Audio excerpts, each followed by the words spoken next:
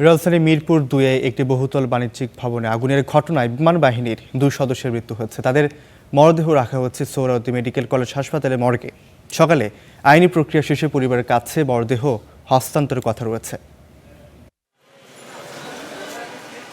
Suhrawardy medical college হাসপাতালের মর্গে freezing গাড়িতে রাখা হয়েছে বিমান বাহিনীর 2 সদস্যের মরদেহ।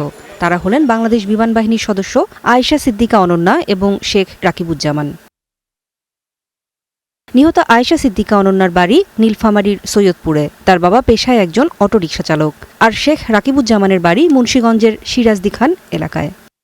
মার্কেট করতে গেছিল, আগুন লাগছে, তা আপনি দ্রুত চলে যান। পরে আমি তো সাথে সাথে চলে আসছি, এসে দেখি যে লাশ আর কি মারা গেছে আর কি, গাড়িতে ফ্রিজিং গাড়িতে আছে।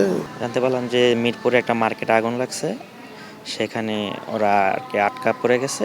ফায়ার সার্ভিস জানাইছে যে খুবই খারাপ কন্ডিশন।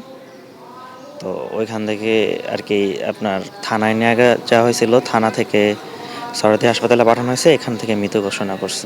5+ স্টার রেটিং প্রাপ্ত দেশের সর্বোচ্চ বিদ্যুৎ সাশ্রয়ী ওয়ালটন এসি স্মার্ট কমফোর্ট এখন নেক্সট লেভেলে।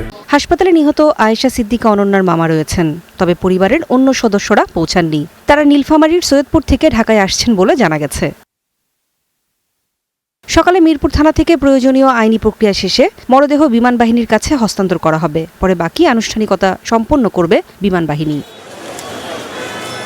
সোমবার দুপুরে রাজধানীর মিরপুর 2 এলাকায় 11 তলা একটি বাণিজ্যিক ভবনের 3য় তলায় অগ্নিকাণ্ডের ঘটনা ঘটে। খবর পেয়ে ফায়ার সার্ভিসের 6টি ইউনিট ঘটনাস্থলে পৌঁছে আগুন নিয়ন্ত্রণে আনে। নূরে জান্নাত, স্টার নিউজ, ঢাকা।